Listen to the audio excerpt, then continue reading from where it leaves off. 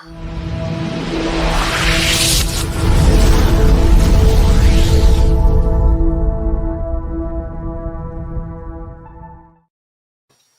I'm Pam Hoffman, Everyday Spacer. I'm Jeff Miller, CME Computer and IT Solutions. At Everyday Spacer, we show regular folks how to personally and directly participate in space exploration, science, and astronomy. We're here on Friday nights at 9 p.m. Pacific Time, 12 midnight Eastern Time, and 12 noon on Saturday in Hong Kong. We're broadcasting live from Thousand Oaks, California. Thank you so much for being here. It's Space Week. We celebrate the week of the Apollo 11 landing on the moon. Unfortunately, we learned that Felix Baumgarten, want to share the screen? There. Okay, you did it. And thanks to Cliff for posting that on the Pomona Astronomy Club. He has... it's not shared anymore, so hang on. There we go. He has suffered a fatal paragliding accident yesterday in Italy, and he was only 56 years old. You may recall that he jumped out of a capsule in 2012 from the stratosphere. He was the first person to break the sound barrier in a free fall, 39 kilometers. Okay, you can come back to us, and I see we have some comments. So, yep. Hi, Cliff. Hey, welcome. And hi, Scott.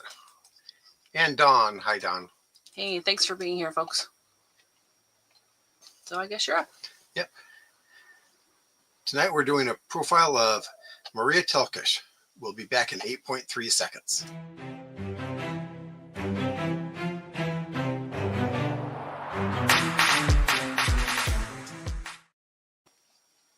There's a link for that book in the description. If you want a signed copy of the book, right there. Right there. At Pam at everydayspacer.com for details. I sold the book yesterday. Oh, cool. There you go. From the National Inventors Hall of Fame website, Mária Telkes was a highly respected innovator in solar energy. Throughout her career, she published widely on the topics of solar heating, thermoelectric generators and distillers, and electrical conductivity of solid electrolytes. Originally from Hungary, Telkes came to the U.S. in 1925, working initially as a biophysicist at the Cleveland Clinic Foundation and then a research engineer at Westinghouse. Later, she joined MIT, where she focused on the practical uses and applications of solar energy. At MIT, she worked on the Dover Sun House, which employed a method using sodium sulphates to store energy from the sun. During World War II, she developed a solar distillation device that was included in the military's emergency medical kits and which saved the lives of downed airmen and torpedo sailors. At New York University, her research included developing an easy-to-use solar oven.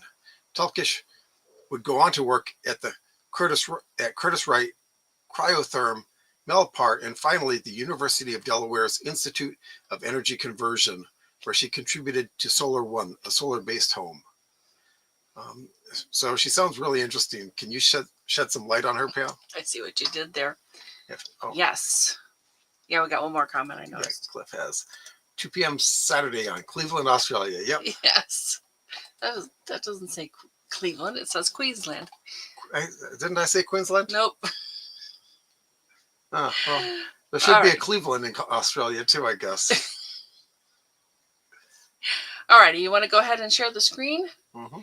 And I found out about Ms. Telkes from Facebook, this Women in World History. They do all kinds of interesting people here. And I wanted to kind of talk about this because one of her main objectives was, instead of using fuel, which costs money to help women's everyday lives, she wanted to see how she could tap into the power of the sunlight that was essentially had no cost. It was no extra cost. I mean, once you get your device going, there's no extra cost. We talked about a bunch of these already with the Dover Sun House, and I have some pictures of that and some other information.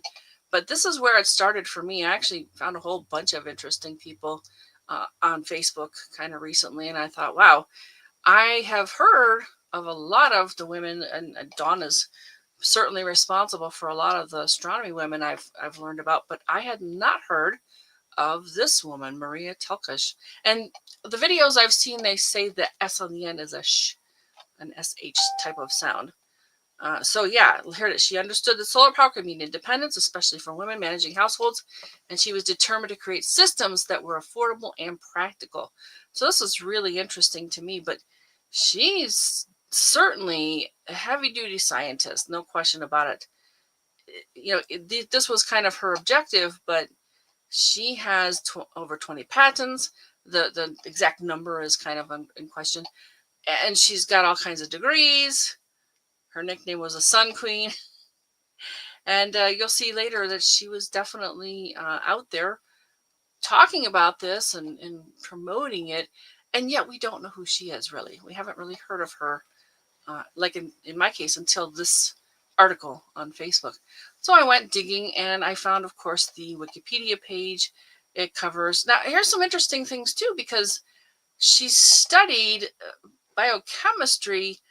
Is that true? Let's see if I can find the right words. Let's see. So, yeah, I think it's early life and education. Here we go. But this is kind of the typical thing on Wikipedia. And I have kind of some tie-ins here. Of course, I'm from Cleveland. I know where the Cleveland Clinic is. The foundation is probably not the clinic exactly, but it's just interesting. That it's like, oh wow, that's really cool. Oh wow, that's really cool. Several things have come to be like we have this kind of tenuous connections kind of thing. So let's see. I want to find the exact degrees here. So she was very interested in chemistry. She made her own chemistry set, and her father encouraged this, which is cool. Raised in Budapest. Yeah, physical chemistry. See, physical chemistry, which is strange because I don't think it's the same as biophysicist. Biophysics, honestly. No, but at the time, it could have been, at the time, there was probably only one kind of chemistry. Well, that makes a little more sense because now, of course, things have kind of really split off into their own little things, except for when people purposefully kind of bring them together. Oh, you can remove the everyday spacer. I forgot to do it. Oh, I don't. The banner. Yep, there it is, right there. Thank you, and sorry about that. Yep. And yeah. Oh, Cliff had it. Yeah. Good. Suburban Brisbane, Queensland, capital city. Yeah. Got it. And okay, yes. Yeah. Nothing. Go ahead. So got a Bachelor of Arts in 1920, and this is kind of cool because she was born in 1900, so it's really like, oh, so she would have been 20 at that time. It's it's one of those funny little things that you're like, oh, so she would have been 39 at that time. It's easy to do the math. It's easy to do the math, right? Very, very easy. So Bachelor of Arts in 1920, she read this book, Energy Sources of the Future by Cornell Zelowich. This influenced her very, very much. And most of her solar energy work she did in the United States, but because that's where it was being done at the time. But she pursued a PhD in physical chemistry at the University of Budapest, completing her doctoral studies in 1924. So she was 24 when she got a PhD. How amazing is that?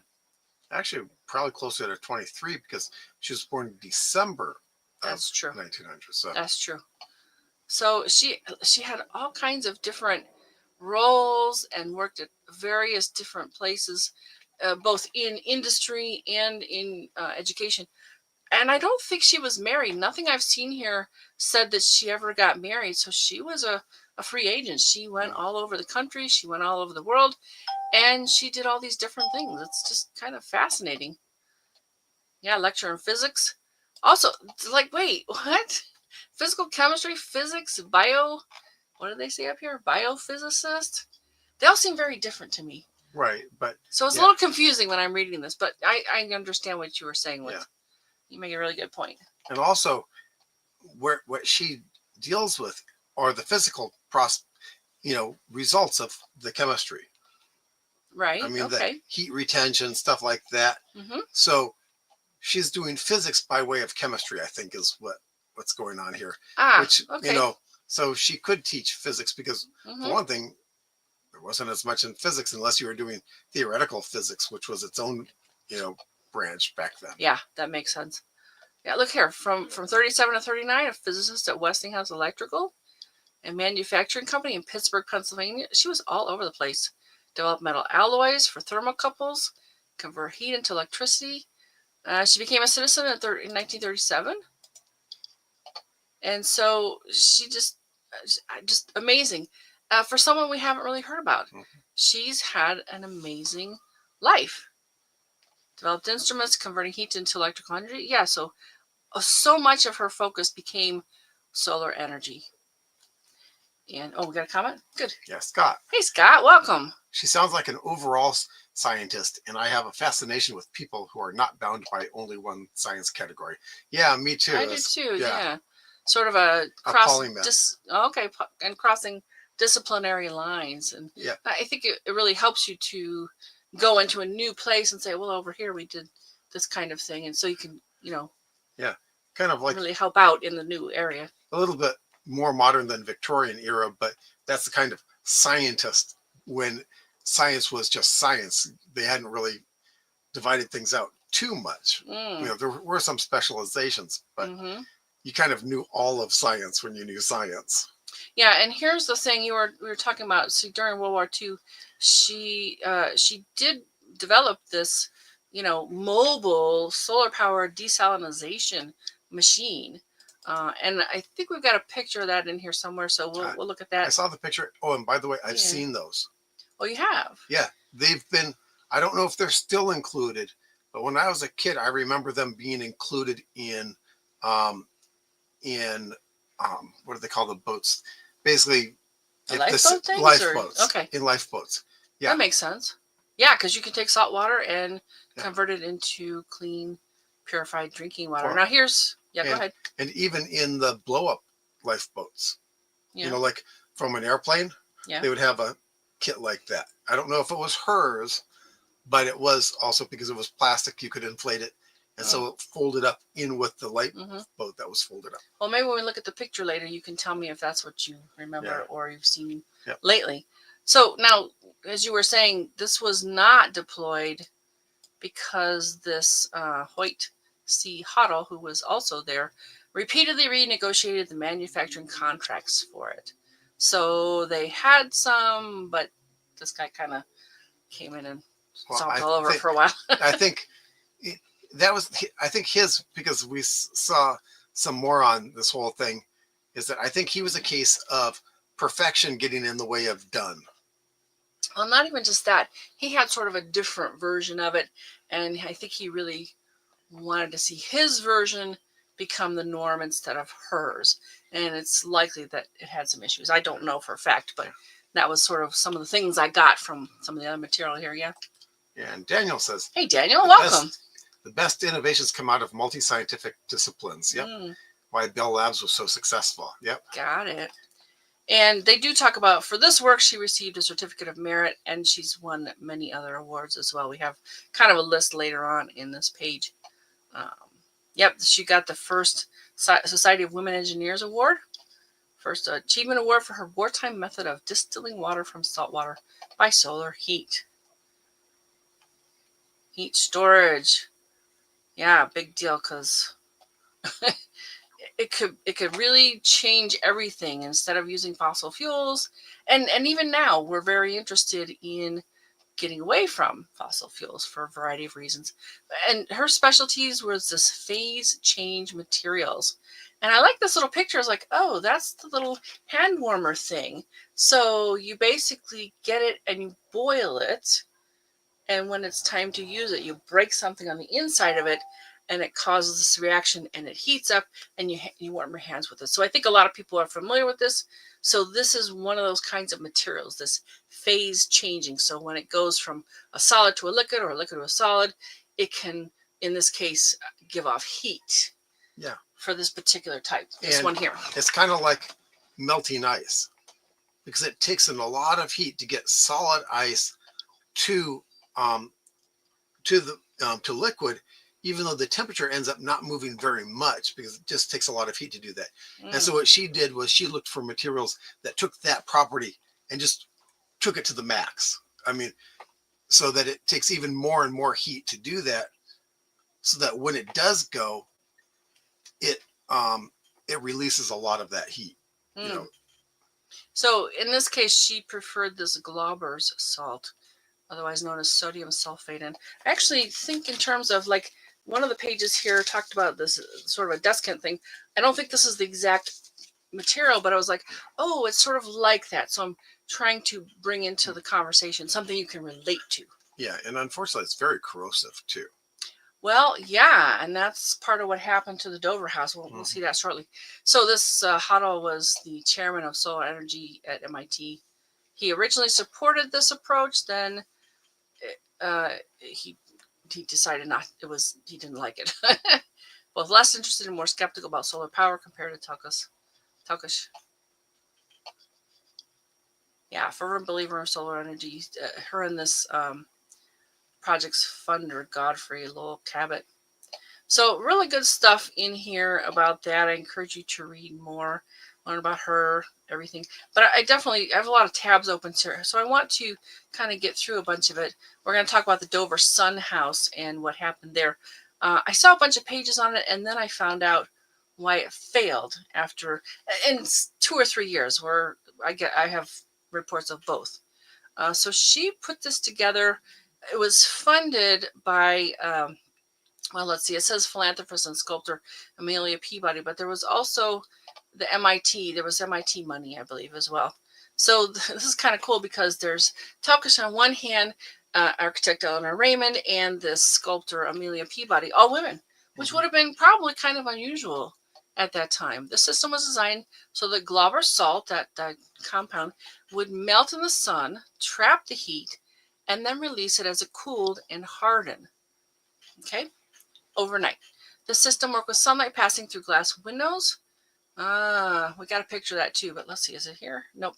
We're on another page, so keep that in mind. Passing through glass windows that would heat the air inside the glass, heated the air, then passed through a metal sheet onto another airspace. From there, fans moved the air to a storage compartment filled with the salt, sodium sulfate. These compartments were in between the walls, heating the house as the salt cooled. And it showed up in Popular Science. They had people come in and look at it on certain days. A family lived there, so they had kind of a real test case of what happened. And here it is. By the third winter, there were problems with the Glauber's salt. It had stratified into layers of liquid and solid, and its containers were corroded and leaking.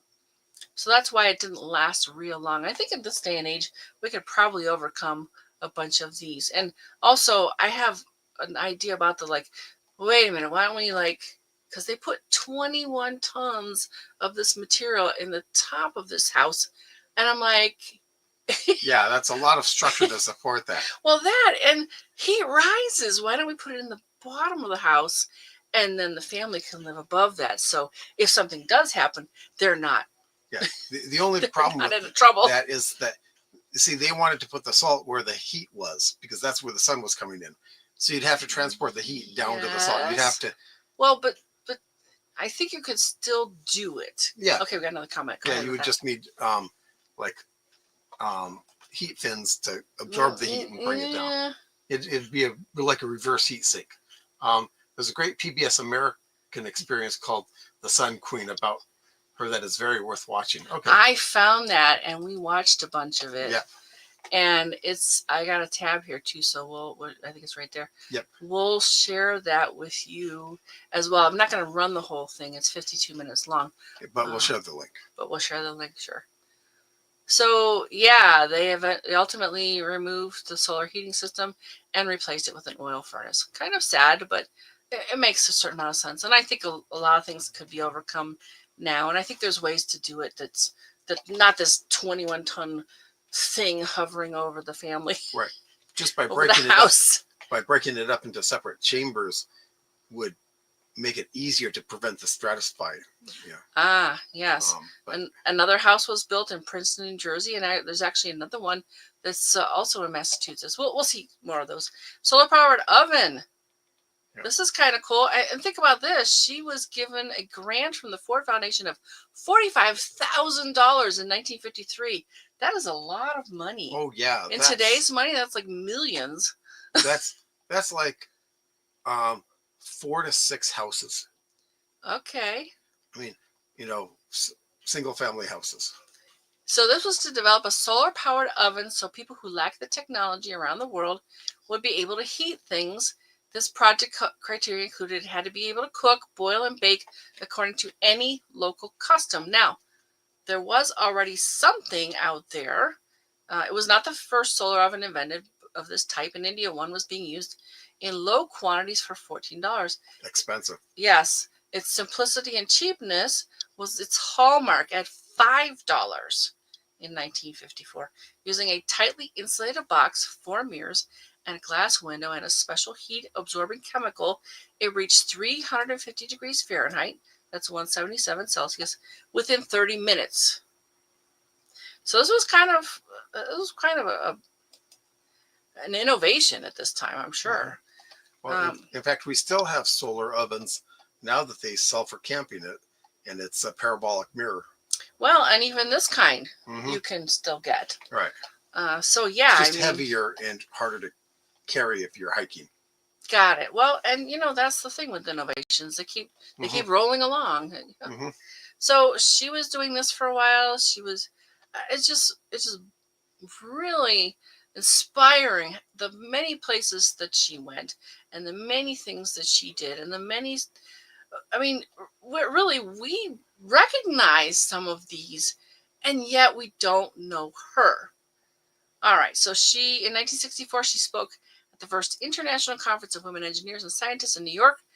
It is the things supposed to be impossible that interest me. I like to do things they say cannot be done. I love that. She joined the Institute of Energy Conversion at the University of Delaware. I mean, on and on. Substituting clean sun energy for some of the polluting fuels, she began to study electricity generating photovoltaic cells. In 1971, she helped build the first house to generate both heat and electricity from the sun. I think that's the second house that we will see here later. She moved to Texas, joined the solar energy department at the American Technological University. In 1980, she moved from Texas to Maryland. I mean, just wow. She really did what she wanted to do, which is fantastic, which is fabulous. So she's recognized for her work many different ways, many different places. An asteroid was named for her. Oh, I didn't even look at this one. Let's take a look. Is recognized in a Google Doodle. Oh, I went down that rabbit hole. Here we go. There's I thought I was all queued up. So there's the doodles.google, and then you search for her name, and then you get this thing. So there it is. There's the Google Doodle, December 12th of 2022. That's her birthday. This animated doodle celebrates Hungarian-American biophysicist Dr. Mária Telkes, who is widely considered a pioneer of solar energy. All right, so let's go back to this. Oh, there it is, the asteroid named after her. Way cool. So lots of fun stuff there. I found this anime, which I thought was kind of corny, but if you really want to see it, who is Mária Telkes? Interesting facts about historical figures. This educational videos for students. It's kind of cartoony. It's very bad early AI cartoon. Okay. Is that AI? I didn't really think of it as AI. Oh, and Everyday Spacer is sponsored by Steamy Computer and IT Solutions. Look at this beautiful website Jeff had made recently. I just wanted to let you know that it is here at seameit.com. One of the great things about this, too, is these comments by people. And Jeff's been doing a lot of the work lately, so these are on Yelp and Google. And I mean, look, Jeff was great at fixing my Dell computer. They know Jeff. All right, so who was Mária Telkes? Now, this is from this telkes.org. The thing about this site is, just as Elon Musk was inspired by Nikola Tesla, these people have been inspired by Mária Telkes. Oh, so it's a bunch of stories. Well, no, it's what they're doing is they're trying to create solutions, products, that kind of thing, in this vein, this solar. Anyway, okay, cool. So they talk about her on this page. Yeah, just yeah, who was Maria Telkes? They pretty much have mentioned some of the things we've already seen on the wiki page. Hungarian immigrant and one of the very few women in engineering, joined the nascent solar energy conversion project. Strongly believed in the potential of solar energy to substitute fossil fuels. Okay, now we're going to see there's a Sun Queen. And it was great, Daniel, you mentioned that. I guess you've seen that. I hadn't seen that before. So Daniel actually knew about Maria. Here is a picture of this house, the Dover Sun House. And as you can see, this part is where the light came in and hit this big, huge, just that sitting over their heads. Oh my goodness. Right. Yeah. So this is, they're referring to themselves now. Telkes aims to facilitate the energy transition by fostering a community of sorts that was inspired by Maria Telkes' scientific innovation and environmental concern. She runs this. They run a group run by a group of energy professionals who realize that land is often a limiting factor when it comes to power projects and seek to apply technology to solve this problem. We were inspired by the story of Maria Telkes. She was not involved with this project. They may have started it after. Now, I think they have some other, this is a good place, I think, to show. So if you have some land or whatever, you could solicit their help to get something done with it. All right, so let's move on. There's also this National Inventors Hall of Fame, and that's what you read at the beginning here. Yep, highly respected innovator in solar energy. She published widely. Okay, I totally missed that. On the topic of solar heating, thermoelectric generators, and distillers, and electrical conductivity of solid electrolytes. From Hungary, came here in 25. So really a lot of the same things that we were reading on the wiki page. Yeah. She looks a bit like my mom. Oh, interesting. That's not the same area, is it really? Oh, Hungary, Romania. Yeah, okay. Yeah, it's kind of, the border between Hungary and Romania was a suggestion for most of history. And there was a lot of... It moved. Yeah, invasions and stuff too, right? Yeah. Yeah, I've learned that because you told me. Yeah. All right, so I'm going to run this one. Go ahead and bigify it. Yeah. Does everyone else remember this? I remember this from when I was a kid. I don't remember this exact one. I do. But I do remember them like this, so this is kind of nostalgic for us too. As soon as I saw that sun image, I knew what it was. All right, so I'm going to run this. It's only 2 minutes and 28 seconds. Every day I send you 1,000 times more power than you use in a year. Anybody working on getting power direct from old blowhard here? Oh, yes, but not nearly enough. There's other important research in changing sunlight into power. Dr. Maria Telkes has designed a model house in Massachusetts in which solar heat is ingeniously collected, stored, and distributed throughout the whole house. Practically overnight, the Dover Sun House had become one of the most famous buildings in the country. The house is so different, the Boston Globe admitted, that you would not on first sight take it to be a dwelling. But right now, it is probably the most important house in the temperate zone. The Dover Sun House is really built with publicity in mind. It's an experiment, but it's an experiment for the world to see. First came the press, then the eager onlookers. On Wednesdays and on Sundays from 2 to 5, we would give tours of the house. So we had to have the house nice and neat and clean. We would open up the house and the people would come in and my father would answer questions and they would look at my mother smiling as she had a great smile and was very personable. So, for 3 hours, it was a little bit like living in a fishbowl. The house was closed at 5 o'clock, but my father once told a story about people who were up in the attic where they could see where all the solar panels were. And they were still up there after the tour had closed. From January through August 1949, more than 3,000 people trekked to Dover. Increasingly, Telkes herself was at the center of the media frenzy. I'm not surprised that happened. Maria was exotic, partly because of her accent, partly because she was attractive, she was vivacious, and she was a tremendous promoter. She's not just a scientist, she's glamorous, she's entertaining, she's fun. A lot of the society writers especially will describe her as a stunning blonde Hungarian scientist or a stunning Auburn Hungarian scientist. So it's very telling to see how she is talked about. But at the same time, she was going to use that attention to move the project forward.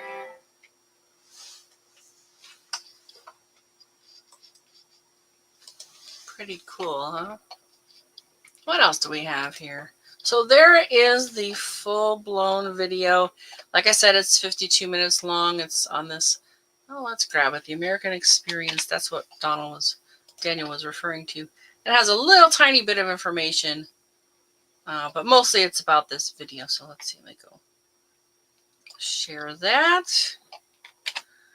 Oh boy, that's long. It might break. I'm so sorry. If they get too long, they don't stick together. Yeah, you might have to Yeah. copy paste it together. Oh, maybe it's there. Usually there. No, it broke it. It broke. Okay. The ones for Facebook went clean. The one for YouTube, you're gonna have to copy paste this together. Yeah, it's 2 pieces. Yep.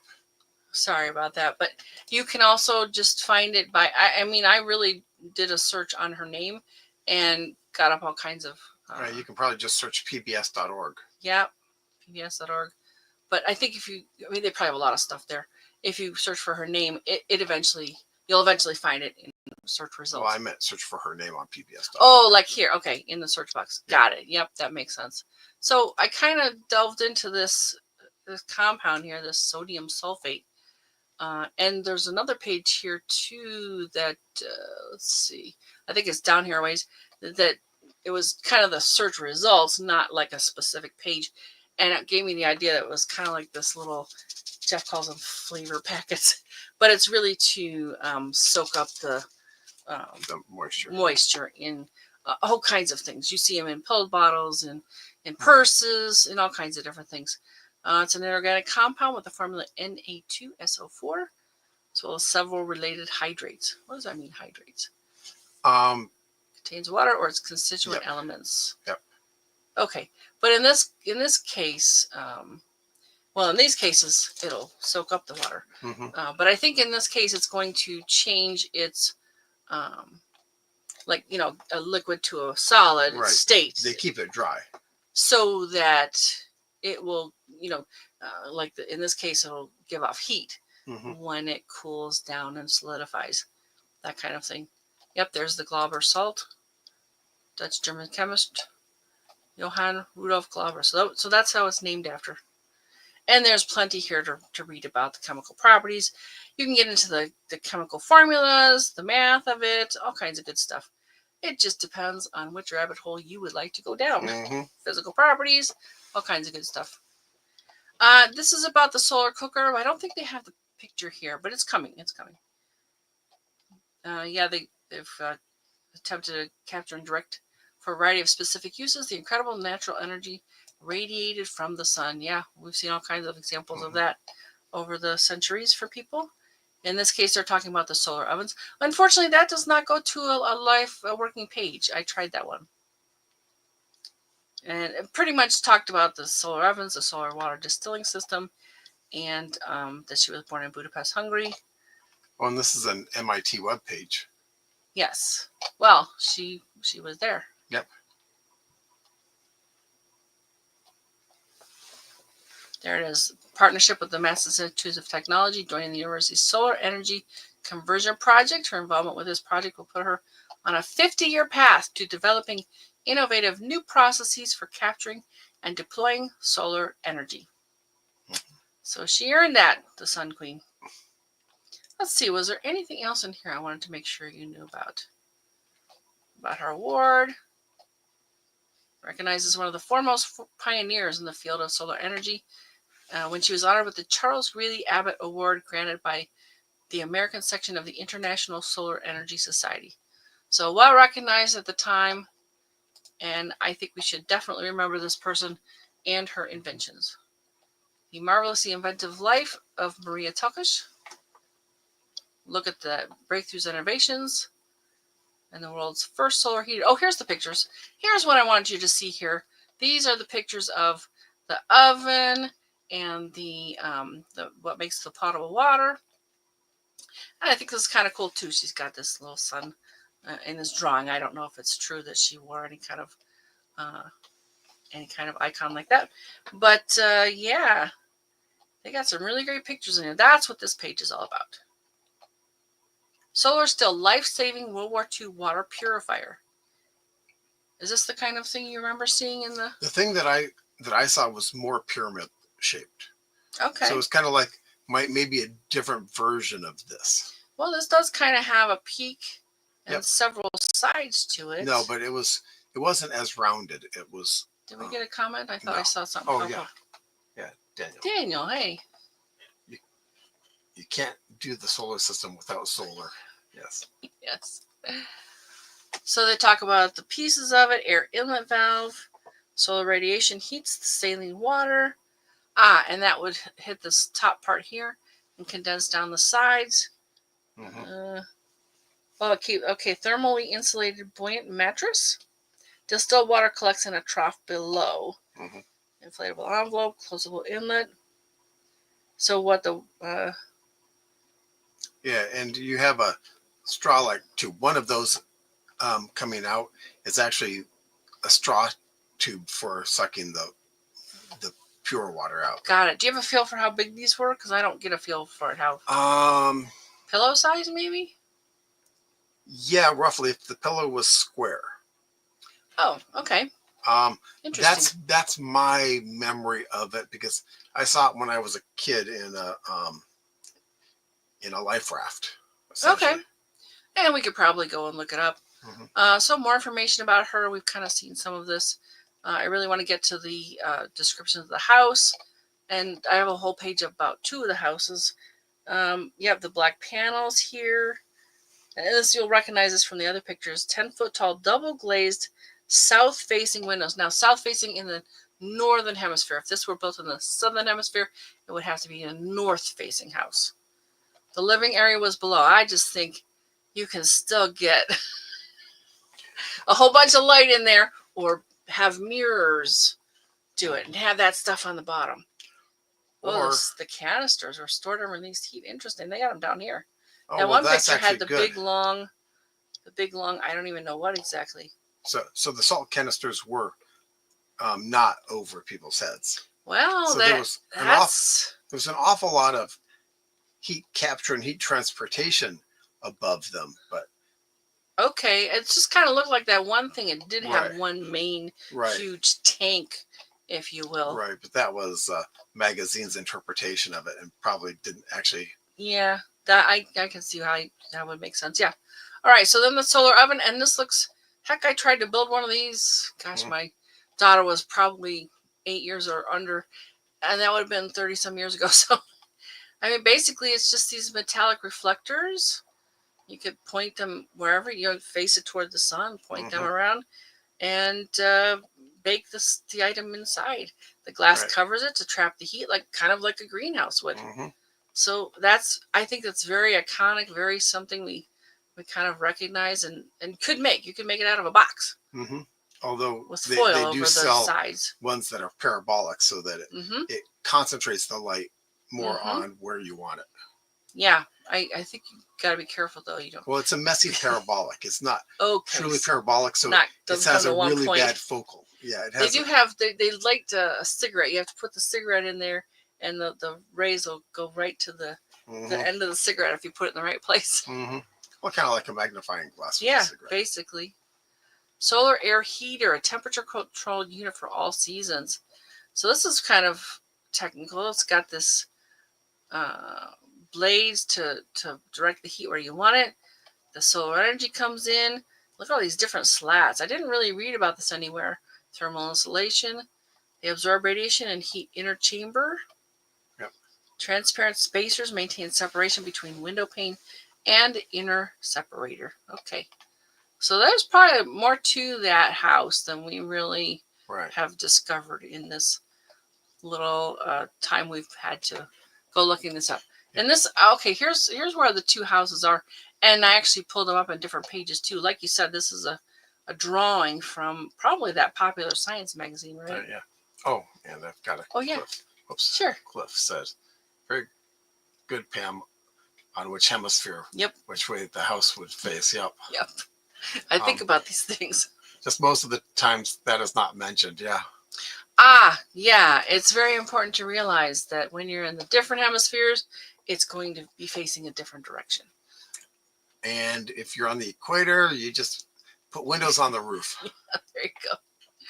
So here's kind of the cutaway, but it seems to me like there's this big, huge tank overhead behind these windows. No, I maybe think that's, not. I think that's just magazine shortcut. Maybe, yeah. They have a little bit of information about it, but then they go over to, this is a really cool page. It's up here next. And we've seen that one. That's the PBS article. And then you don't really see too much about this in the material I found this week anyway. It's this Carlisle house. And then I saw today the mention of this other house. So there might be like 3 of these that she was part of. So like I said, I have these in separate pages. Well, and built in 1980, she would have been almost 80 when she did it. Yep. Like 79, 80 years Yeah, old. they consulted her on this one. Mm-hmm. All right, so let's see. Where are we? Here's the Carlisle house. And this is a little funny looking. It's got photovoltaic on the roof. Yes, in this case, they try to use all kinds of different things, like a place to store the heat. And I forget, they call that, they've got the solar panels, they've got insulation, and they've got, like, this probably could be where that comes in for the heating the salt. Yeah, and they might have heaters, they might have something to absorb the heat from the solar panels too, because on the roof on the equator. Yes. But because the panels in the 70s when this was made, they were brand new. You got 1%, maybe 1.5% conversion. All of the rest of it, since it's a dark panel, it's absorbed as heat. It's still pretty low. And as it gets hotter, it loses some of the photovoltaic ability. So you want it to cool those down.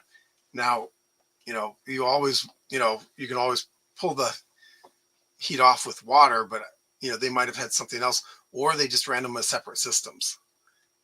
As the first off, they might not have thought to optimize things by, running heat capture underneath the panels. I do remember reading that this was an attempt to combine different techniques to run this house basically off the grid. And this is a weird page because what you see next is this popular science page, which is fine, but it's like, well, I wanted to see this whole image. So it's a little weird, but we can see a little bit of information down here. In 1980, working under contract for U.S. Department of Energy, DOE, SDA development for the first building integrating PVC system and construction of a prototype residential roof for evaluation by the MIT. Later the same year, MIT commissioned SDA to design and engineer a 3,200 square foot energy efficient passive solar residence powered by photovoltaics. PV, we got a comment? Yeah, Daniel. Earthship houses like Dennis Weaver had used similar designs. Yes, I've been to the Earthship houses in it's near Mom's old place in Taos, New Mexico. Yep, the Carlisle house, as it's become known, features passive solar heating and cooling, super insulation. Here it is, internal thermal mass. That's the word I was looking for. Earth sheltering, day lighting, and roof integrated solar thermal system, and a 7.5 kilowatt peak photovoltaic array. The Carlisle house is the first residence in the U.S. ever to be powered by a utility interactive photovoltaic system. It needs no fossil fuel and exports surplus power to the utility. Yeah, utility interactive means that it backfeeds the electricity back. Now, here's the thing. If you look at that 7.5 kilowatt, look at the photo.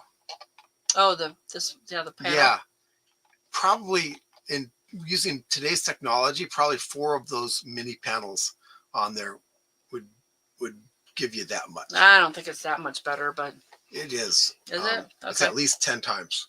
Interesting. All right, so then we've got more about the Dover Sun House, and that was for that same page. I don't know why they're backwards. I guess I looked at them backwards.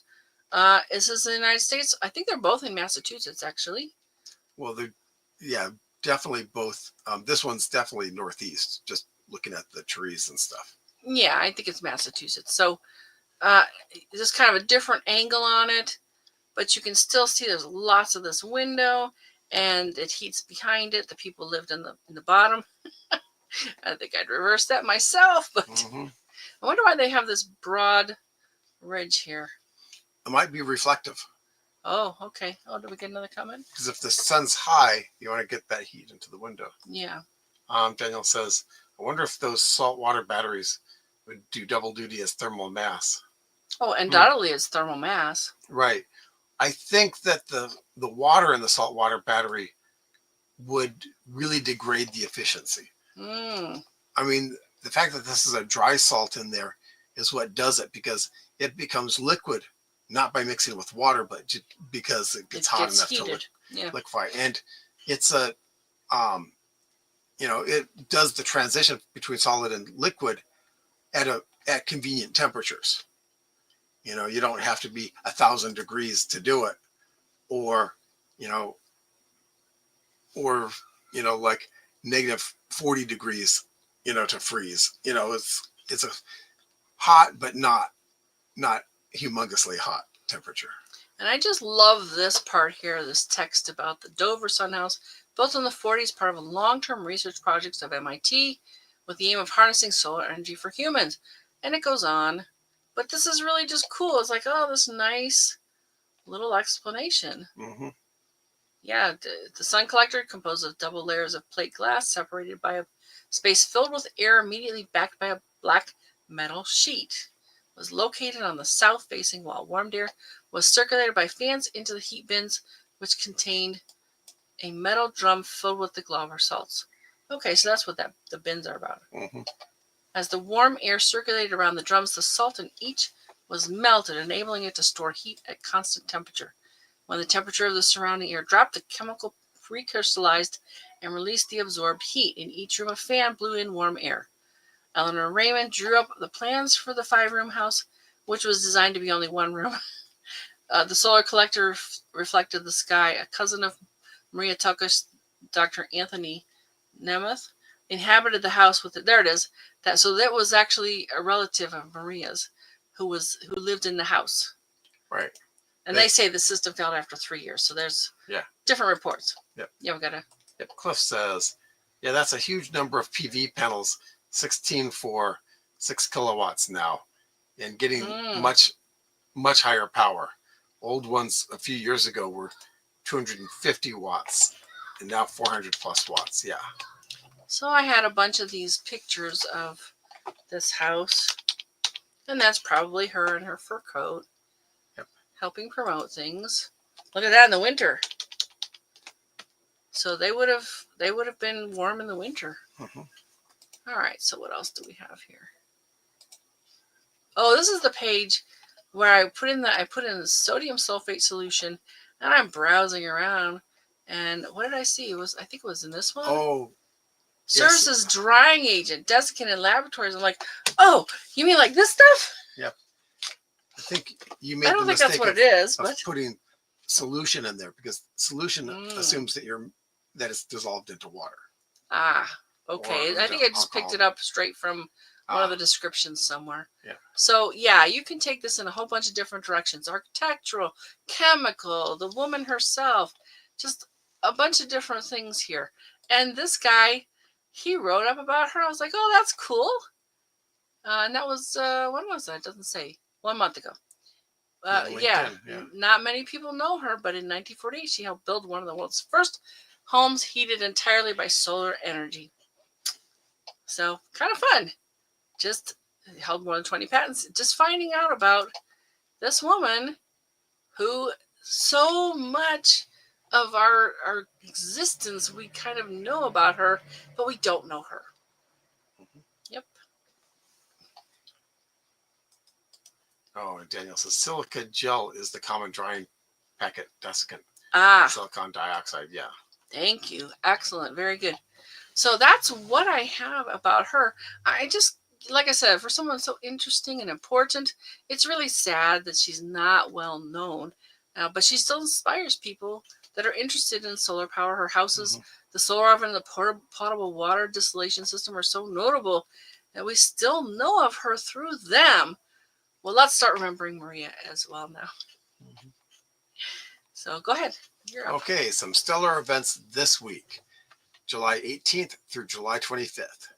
Globe at Night continues through July 25th with Hercules and Cygnus in the northern hemisphere and Sagittarius and Scorpius in the southern hemisphere. Remember, just pick the one that's that you can see the best and take a picture of it with your cell phone and post it on the globeatnight.org, and they will use that to help compile a dark sky map. Yep. July 18th, Pleiades, tonight, July 18th, Pleiades is 0.70 degrees south of the moon. And on the 20th, the moon is at perigee, and Uranus and the moon are in conjunction. Also, Apollo 11 landed on the moon in 1969, hence Space Week. Yep. July 21st, Venus and the moon are in conjunction. July 22nd, the moon rides high. Okay. July 23rd, Jupiter and the moon are in conjunction. Jupiter is 4.9 degrees south of the moon. Now, they couldn't have said 5 degrees. It's 4.9 exactly, apparently. You want to do that? Here we go. Daniel, does it hurt your eyes to look at stars you can't see? Not that I know of. Did you do this one? Not yet. July 24th is the new moon, because we were tired of the old one, and the moon is at perigee. July 25th, Mercury and the moon are in conjunction, and Pluto is at opposition. Typically, the best time to photograph the planet, if it weren't Pluto. Pluto, far away. Yeah, it's kind of far away and kind of small. But if you've got a big enough scope, this is the best time to use your really big ass scope to look at a planet. And I still call it a planet, so Yeah. there. Me too. July 25th, Friday night, is the Friday night show. We'll do something we haven't done in a while. Find us Fridays at 9 p.m. Pacific time on the Everyday Spacer Facebook page and the Everyday Spacer YouTube channel. What inspires you the most for the coming week? If you or someone you know has done something interesting involving space exploration, science, or astronomy, we'd love to share our live. I think Roger's going to come back too. He's got a Silk Road 2 conversation queuing up. Good, because that went long enough and we had to cut it off so that we could all go home at night. So join us again next Friday, July 25th. We'll look for some news items to report on. We haven't done that in a while, and it's kind of interesting to go see what's out there and talk about it with you. Yeah, we got one more comment. Cliff says, I was 9 in 1969 and I watched it on TV. So did everyone else in the world. Yep, we did. I was 5 years old. I was 7. And I remember my parents sitting me down in my little chair that I watched TV on right in front of the TV saying, watch this, it's important.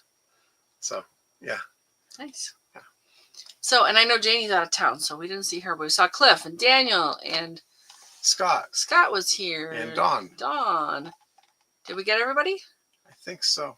Excellent. Thank you so much, folks. We really appreciate it. It's always a better show when you are with us, looking up stuff, telling us things, talking to each other. No new comments. So, yeah, go ahead. Oh, Daniel was 8. Okay. Got it. So have a great week, folks. We'll be back next week with some news items. So we don't know what they are yet, but we'll see what's going on out there in the world. And we'll talk to you about it. All righty. Good night.